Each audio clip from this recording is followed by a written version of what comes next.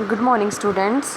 Previous lecture में हमने separation पढ़ी थी ग्रुप सेकंड ए की, जिसमें देखो ग्रुप सेकंड ए और ग्रुप सेकंड बी हमारे सेकंड ग्रुप में आते हैं और इनका जो ग्रुप प्रेजेंट है वो क्या है, H2S गैस।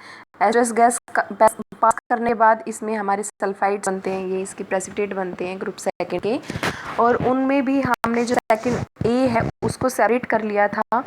जैसे ही हमने येलो अमोनियम सल्फाइड डाला था तो जो हमारे सेकंड ए के जो रेडिकल्स थे वो उसमें क्या हो गए थे, इनसॉल्युबल थे, और जो सेकंड बी वाले हैं वो सॉल्युबल थे। इसलिए जो सेंट्रीफ्यूगेट बचा था हमारा वो सेकंड बी के लिए हमें यूज़ किया है, और जो रेजिड्यू बने थे जो इनसॉल्युबल रह गए थे सल्फाइड्स हमारे सेकंड ए ग्रुप के, उनको हमने पहले ही एनालाइज कर लिया है। जो सेंट्रीफ्यूगेट है सेकंड बी ग्रुप के, वो उनमें क्या है, contains a mixture of sulphides of arsenic, tin, antimony. ठीक है, ये हमारे सेकंड बी में आते हैं ना, आर्सेनिक, टिन और एंटीमनी। इनके जो सल्फाइड्स हैं वो इसके अंदर प्रेजेंट है। It is boiled with concentrated HCl and filtered. Concentrated HCl के साथ हम इसको बॉइल करेंगे और फिल्टर कर लेंगे, तो जो सल्फाइड्स हैं एंटीमनी के और टिन के वो डिजोल्व हो जाएंगे उसके अंदर, जबकि जो आर्सेनिक है रेजिड्यू बच जाएगा उसका, yellow residue of arsenic sulphide is left behind. ठीक है, तो जो यहाँ से हमने एक हमारा जो सेकंड बी का है वो एक हमारा सेपरेट हो गया, एक रेडिकल हमारा जो है आर्सेनिक, क्योंकि वो इनसॉल्युबल रहता है उसके अंदर। और सॉल्युबल कौन से हो जाते हैं, HCl, कंसंट्रेटेड HCl के अंदर टिन और एंटीमनी। ठीक है, अब इसमें हम फर्दर इस आर्सेनिक की सेपरेशन पढ़ेंगे। तो the above precipitate of arsenic sulfide is separated by centrifugation. It is heated with concentrated HNO3 to dissolve. ठीक है, ये HCl concentrated HCl के अंदर डिजोल्व नहीं हुआ था, HNO3 के अंदर ये डिजोल्व हो जाता है और आर्सेनिक एसिड की फॉर्मेशन करवा देता है, जो कि सोल्यूबल होता है। ठीक है, क्योंकि हमें सोल्यूबल फॉर्म में लेके आना होता है इनको टेस्टिंग के लिए। अब उसका जो आर्सेनिक एसिड जो सोल्यूबल फॉर्म में आ गया है उसके लिए हम कन्फर्मेशन टेस्ट करते हैं आर्सेनिक का। तो दो पार्ट में डिवाइड कर लेते हैं उस सॉल्यूशन को। To one part of the solution add To one part of the solution add ammonium molybdate solution. Yellow PPT confirms arsenic 3 positive. ठीक है, एक पार्ट में हम क्या डाल देंगे, अमोनियम मोलिब्डेट सॉल्यूशन डालेंगे। तो येलो कलर के जो पीपीटी बनेंगे वो किसके कारण बनेंगे, अमोनियम आर्सिनो मोलिब्डेट के कारण बनेंगे। ठीक है, ये रिएक्शन एक याद कर लेना अगर आपको दोनों याद नहीं होती हैं तो। ठीक है, कन्फर्मेट टेस्ट में अगर आप एक भी याद कर लोगे तो फिर ठीक है। ठीक है, सेकेंड पार्ट में हम क्या डालेंगे, add magnesia mixture. Magnesia mixture डालने पे हमारे वाइट क्रिस्टलाइन प्रेसिपिटेट बनते हैं जो कि हमारे आर्सेनिक के कारण ही बनते हैं। ठीक है, तो यहाँ पे हमारी कंफर्मेशन हो गई है इसकी। उसके बाद हम करेंगे separation of antimony 3 positive. Antimony 3 positive को हम सेपरेट करेंगे तो हम क्या करेंगे, to the centrifugate after separation of arsenic. Centrifugate बच गया था ना उसमें, HCl में हम डिजोल्व किया था तो हमारे एंटीमनी डिजोल्व हो गए थे। उस सेंट्रीफ्यूगेट में हम क्या करेंगे, NH4OH डालेंगे and large excess of oxalic acid. As a result oxalate complex are formed. Oxalate complex बनते हैं हमारी एंटीमनी के, तो ये हमारी कंफर्मेशन कर देते हैं एंटीमनी की। The complex of tin 4 positive is stable while complex of antimony 3 positive is unstable. जो एंटीमनी है उसके जो कॉम्प्लेक्स बनते हैं वो अनस्टेबल होते हैं। अब यहाँ से हम इनकी भी फर्दर सेपरेशन करते हैं ना, एंटीमनी और इनकी। तो जो एंटीमनी के जो कॉम्प्लेक्स हैं वो अनस्टेबल होते हैं एंड इजीली डिकम्पोज हो जाते हैं on passing H2S gas. Pass H2S gas through the above solution, antimony sulfide only get precipitated. जैसे ही हम H2S गैस पास करते हैं तो एंटीमनी के ही सल्फाइड बनते हैं, क्योंकि वो जो उसका कॉम्प्लेक्स बना था जब हमने ऑक्सलेट डाला था और NH4OH डाला था तो एंटीमनी और टिन दोनों के कॉम्प्लेक्स बने थे, लेकिन जो हमारा एंटीमनी है उसका कॉम्प्लेक्स इजीली डिकम्पोज हो जाएगा और H2S गैस पास करने पे वो सल्फाइड की फॉर्मेशन कर देता है और पीपीटी बन जाते हैं उसके। तो वहाँ से हम उसको सेपरेट कर लेंगे। ठीक है, और फिर वो जो पीपीटी बनते हैं उनको डाइल्यूट HCl में डिसोल्व करेंगे और फिर उसके लिए फर्दर टेस्ट करेंगे। एक पार्ट के साथ हम क्या करेंगे, एक्सेस वाटर के साथ ट्रीट करेंगे। Appearance of milkiness confirm antimony. ठीक है, एल्यूमिनी ऑक्सीक्लोराइड बनता है, इसमें मिल्कीनेस आ जाती है। सेकंड पार्ट में हम टिन मेटल ऐड करेंगे तो वहाँ पे ग्रे स्पॉन्जी डिपॉजिट हो जाएगा टिन मेटल के ऊपर, और वो क्या किसकी कन्फर्मेशन करता है, हमारा एंटीमनी की। ठीक है, फर्दर हम टेस्ट करते हैं टिन 2 पॉजिटिव के लिए, तो उसमें हम जिंक डस्ट ऐड करते हैं। देखो HCl में तो वो ऑलरेडी डिजोल्व था।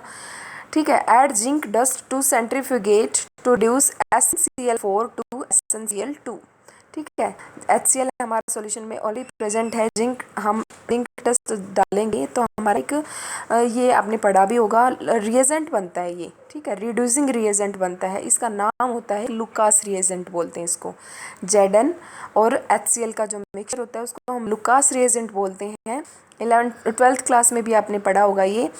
और लुकास रिएजेंट रिड्यूसिंग नेचर का होता है, तो रिड्यूस कर देगा टिन को, टिन 2 पॉजिटिव में को टिन 4 पॉजिटिव को टिन 2 पॉजिटिव में रिड्यूस कर देता है। यहाँ पे देखो SnCl4 से SnCl2 बन रहा है हमारा।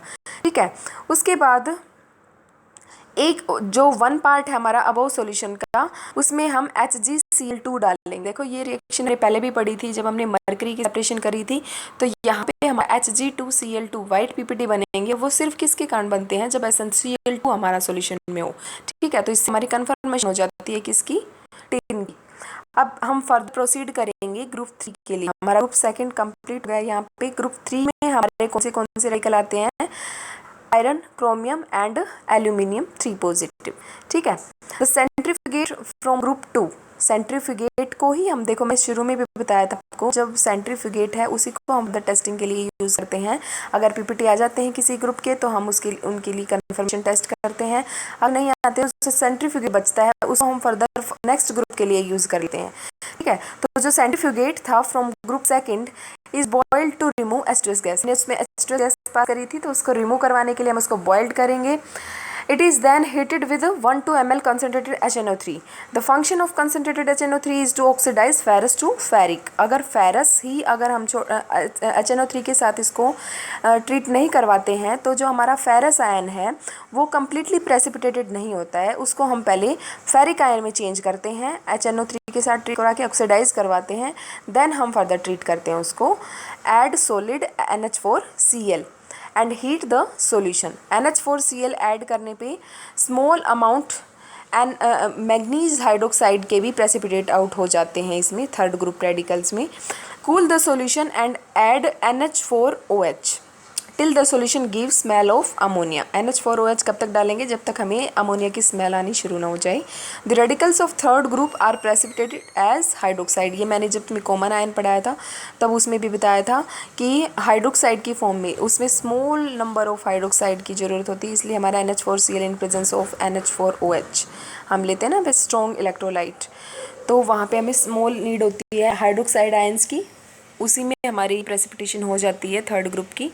तो ये अलग अलग कलर के PPT बनते हैं, ब्राउन कलर के बनते हैं आयरन के लिए, डर्टी ग्रीन PPT बनते हैं क्रोमियम के, और जिलेटिनस वाइट PPT बनते हैं एल्यूमिनियम के। अब इनकी सेपरेशन करेंगे तो सबसे पहले हम सेपरेट करेंगे आयरन 3 पॉजिटिव। आयरन 3 पॉजिटिव के लिए देखो the precipitate of group 3 group add sodium peroxide. Sodium peroxide हम डालते हैं तो the PPT of aluminium and chromium hydroxide dissolved while FeOH3 remains undissolved as residue। तो सोल्यूबल फॉर्म में चले जाते हैं हमारे एल्यूमिनियम और क्रोमियम के, जबकि जो आयरन है वो रेजिड्यू की फॉर्म में रह जाता है। ठीक है, ये देखो यहाँ पे दिखा भी रखा है कि सोल्यूबल बन जाते हैं किसके, एल्यूमिनियम के, और येलो सॉल्यूशन बन जाता है क्रोमियम का। ठीक है, the PPT of FeOH thrice is separated by filtration। उसके बाद देखो जो PPT हमारे हैं आयरन हाइड्रोक्साइड की, उनको हम डिज़ोल्व कर लेंगे डाइल्यूट HCl के अंदर। डाइल्यूट HCl में हम डिज़ोल्व करेंगे तो हमारा FeCl3 सॉल्यूट फॉर्म में आ जाएगा, उसको फिर हम फर्दर कन्फर्मेशन के लिए यूज़ करेंगे।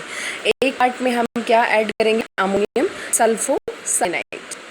अमोनियम सल्फोसाइनाइड या थायोसाइनाइड बोल सकते हो आप इसको। तो ब्लड रेड कलरेशन अगर आ जाती है तो हमारी आयरन की कन्फर्मेशन हो जाती है वहाँ पे। सेकंड पार्ट में देखो, ये आपने पढ़ा भी होगा प्रिपरेशन जब करी थी सेकंड ईयर में, तो वहाँ पे देखो पोटेशियम फेरोसाइनाइड सॉल्यूशन हम ऐड करते हैं।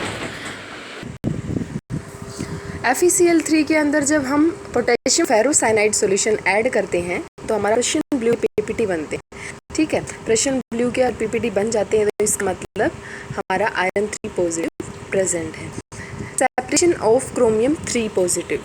अब क्रोमियम 3 पॉजिटिव सेपरेशन कैसे करते हैं?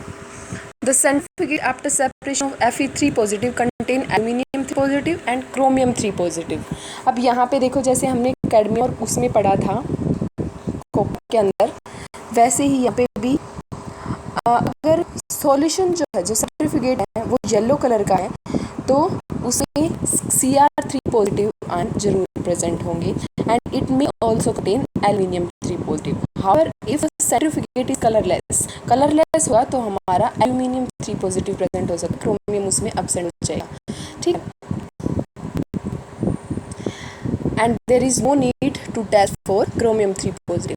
If the centrifugate is yellow, confirm the presence of chromium 3 positive.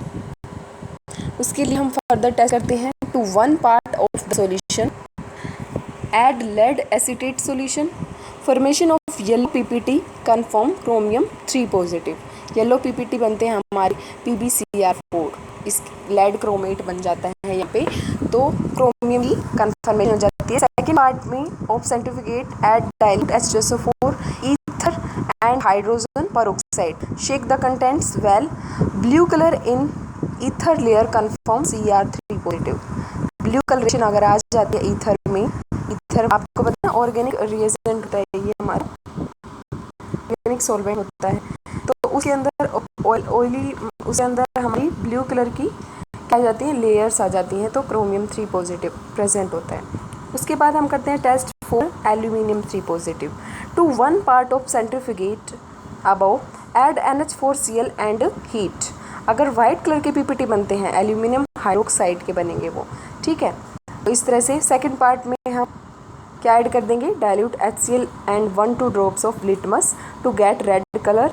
ठीक है, HCl डालेंगे, उसमें 1-2 ड्रॉप्स लिटमस के डाल देंगे, रेड कलरेशन आ जाएगी क्योंकि एसिड चेंज कर देता है ना लिटमस रेड कलर में। Add NH4OH drop wise, the formation of blue PPT, और वो ब्लू पीपीटी किसके कारण बनेंगे, due to adsorption of litmus dye on aluminium hydroxide PPT. Aluminium hydroxide के वाइट कलर के पीपीटी बनते हैं और उन पे जब एडजॉर्प्शन हो जाती है लिटमस की, तो वो ब्लू पीपीटी बन जाते हैं। ठीक है, floating in colourless solution confirm Al3 positive. इस टेस्ट का एक यूनिक नाम भी होता है, क्या होता है, लेक टेस्ट। ठीक है, इसको बोलते हैं लेक टेस्ट। ये पूरी की पूरी स्कीम आप पढ़ोगे फाइनल ईयर में जब इनऑर्गेनिक एनालिसिस करोगे तब। Interfering radicals and their removal. देखो, इंटरफेरिंग रेडिकल्स क्या होते हैं, ये हमारे एसिड रेडिकल्स होते हैं जो इंटरफेयर करते हैं ये प्रॉपर सेपरेशन में। जो हमारे बेसिक रेडिकल है उनकी प्रॉपर सेपरेशन नहीं हो पाती है क्योंकि यहाँ पे इंटरफेरेंस हो जाती है। क्योंकि अगर ये प्रेजेंट होते हैं, जैसे फॉस्फेट हो गया, ऑक्सिलेट हो गया, बोरेट हो गया, ये हमारे एसिड रेडिकल्स हैं, अगर ये उसमें मिक्सचर में प्रेजेंट होंगे तो ये आफ्टर सेकंड ग्रुप, जो थर्ड ग्रुप की जो एनालिसिस है उसमें इंटरफेयर करते हैं। इंटरफेयर कैसे करेंगे, देखो, जैसे for example interference of phosphate 3 negative. If phosphate is present, then during the precipitation of group 3, the radicals of group 3, 4, 5 and magnesium of group 6 precipitate as phosphates in group 3. अगर phosphate present है तो ये सारे के सारे as phosphate precipitate out हो जाएंगे group 3 के अंदर ही। In other words, phosphate interfere and makes the process of separation difficult, इसलिए इनको रिमूव करवाना ज़रूरी होता है ग्रुप 3 की प्रोसीडिंग के लिए। Obviously if PO4 3 negative is present, अगर PO4 3 नेगेटिव प्रेजेंट है मिक्सचर में, ठीक है, और फिर भी हमें ग्रुप 3 में कोई प्रेसिपिटेशन नहीं मिलती है, तो वहाँ पे हम कंफर्म कर सकते हैं कि इसका मतलब हमारे ग्रुप 3, 4, 5 और ग्रुप 6 का जो मैग्नीशियम है वो अब्सेंट है। क्योंकि अगर ये प्रेजेंट होंगे और फॉस्फेट प्रेजेंट है तो ये डेफिनेटली वहाँ पे एज फॉस्फेट प्रेसिपिटेट आउट होंगे। अगर ये प्रेसिपिटेट नहीं बनाते हैं वहाँ पे तो इसका मतलब ये एब्सेंट है, इनके लिए हमें फर्दर टेस्ट करने की भी ज़रूरत नहीं होती है। ठीक है, तो अगर प्रेसिपिटेशन आती है तो हमें इसे रिमूव करवाना पड़ेगा क्योंकि हमें प्रॉपर पता नहीं चल पाएगा ना कि कौन सा रेडिकल प्रेजेंट है। तो रिमूवल कैसे करवाएंगे, रिमूवल ऑफ फॉस्फेट रेडिकल, इसके 2 मेथड हैं, by neutral FeCl3 and by zirconyl nitrate method. ठीक है, तो फर्स्ट हमारा जो है न्यूट्रल FeCl3 मेथड, इसमें क्या होगा देखो, the PPT obtained in group 3 is dissolved in minimum quantity of dilute HCl in the presence of HCl। जो फॉस्फेट है हमारा वो सॉल्यूशन के अंदर चला जाएगा और फॉस्फोरिक एसिड H3PO4 की फॉर्मेशन करवा देगा। ठीक है, ammonium hydroxide solution is added to the above solution slowly with shaking till turbidity is formed। now add 2-3 ml of buffer solution। buffer solution का हमने यूज़ यहाँ पे क्यों किया है, देखो बफर सॉल्यूशन से पहले तो होता क्या है, बफर सॉल्यूशन में मिक्सचर होता है एसिड का और उसका एक सॉल्ट होता है स्ट्रॉन्ग या वीक बेस के साथ। ठीक है, कई टाइप के बफर होते हैं हमारे। तो यहाँ पे देखो ग्लेशियल एसिटिक एसिड है और ग्लेशियल एसिटिक एसिड का हमारा यहाँ पे ये सॉल्ट है अमोनियम एसीटेट। ठीक है, and boil a gelatinous precipitate separate out which is due to phosphate of group 3 only. ये हमने बफर सॉल्यूशन यहाँ पे इसीलिए लिया है क्योंकि जो ग्रुप 3 के जो फॉस्फेट हैं वो उसमें डिज़ोल्व नहीं होते हैं। ठीक है, और PPT बना देते हैं। This is due to the fact that phosphate of group 3 are insoluble in buffer solution. ठीक है, तो यहाँ से फिर हम क्या करते हैं, जो PPT हैं वो यूज़ कर लेते हैं सेपरेशन ऑफ ग्रुप 3 के लिए, और जो बाकी जो बच गया वो जो फॉस्फेट की फॉर्म में वो हमारे सेपरेट हो जाएंगे। The centrifugate contains radicals of group 4, 5 and 6 along with phosphate. तो फॉस्फेट को रिमूव करवा सकते हैं हम न्यूट्रल FeCl3 से। न्यूट्रल FeCl3 जैसे ही हम डालेंगे तो वहाँ पे PPT बना देगा ये। ठीक है, फॉस्फेट के साथ कंबाइन करके डायरेक्ट फॉस्फेट की फर्मेंट करवा देता है यहाँ पे। उसके बाद है the addition of FeCl3 is continued till the solution gets slightly reddish change। It can be proceeded for group 4। उसके लिए ग्रुप 4 के लिए हम उसको फिर यूज़ कर सकते हैं फॉस्फेट रिमूव करवाने के बाद। सेकंड मेथड है जिरकोनाइल मेथड। इनमें से एक मेथड भी आप याद कर सकते हो वैसे। दिस इज बट कई बार क्या होता है स्पेसिफिक भी पूछ लेते हैं, लेकिन रीड आउट तो आपको करना ही पड़ेगा। ये जिरकोनाइल मेथड के अंदर क्या होता है, this method is best method to remove phosphate and is commonly use. इसमें कुछ नहीं है, सिर्फ हमें जिरकोनियम फॉस्फेट ऐड करना है, जिरकोनाइल नाइट्रेट ऐड करना है इसमें। ठीक है, और वो क्या बना देगा, वाइट की PPT बना देगा जिरकोनियम फॉस्फेट के, और फॉस्फेट को रिमूव करवा देगा वहाँ से। ठीक है, if zirconium has been added in excess, अगर एक्सेस में हम इसको डालते हैं तो हम ग्रुप 3 के लिए जब हमारा NH4OH ऐड करते हैं तो वो वाइट PPT दे देता है वहाँ पे। ठीक है, उसके बाद है interference of oxalate and tartrates. Oxalate and tartrates की इंटरफेरेंस कैसे होती है, when oxalate is present in the mixture it also interfere in the group 3 scheme during the precipitation of group 3। Oxalate of group 3, 4, 5 and 6 का जो magnesium है वो precipitate हो जाते हैं as oxalate. On the other hand tartrate is present interfere with 3 group in such a way as the cations are either incompletely precipitated or not precipitated at all due to complex ion formation। वो या तो precipitate ही नहीं होते हैं या incomplete precipitation होती है उनकी। ठीक है, तो इनको रिमूव करवाना इसलिए नेसेसरी होता है। रिमूवल ऑफ ऑक्सलेट एंड टार्ट्रेट्स और ऑक्सलेट्स को कैसे रिमूव करेंगे हम, द मिक्सचर और the residue obtained after the evaporation of filtrate of second group is heated strongly with few drops of concentrated HNO3 or concentrated H2SO4 3 to 4 times in a dish। Tartrates and oxalates decompose and remaining residue becomes free of these radicals। जो residue है हमारे बाकी जो बचेंगे वो free हो जाएंगे tartrate और ऑक्सलेट से। ये डिकम्पोज हो जाते हैं टार्ट्रेट और ऑक्सलेट। ठीक है, और ये देखो डिफरेंट एंटिटीज़ बना देते हैं यहाँ पे। जैसे ये बना दिया हमारा ऑक्सैलिक एसिड बन गया, इसमें CH4 बन गया, कार्बन डाइऑक्साइड निकल गया, वाटर निकल गया। इनकी जब ऑक्सीडेशन होती है तो डिकम्पोज हो जाते हैं ऑक्सलेट और टार्ट्रेट्स जो प्रेजेंट होते हैं। ठीक है, उसके बाद है interference of BO3 negative. Borate जो हमारा है वो भी यहाँ पे इंटरफेयर करना है क्वालिटेटिव एनालिसिस के अंदर।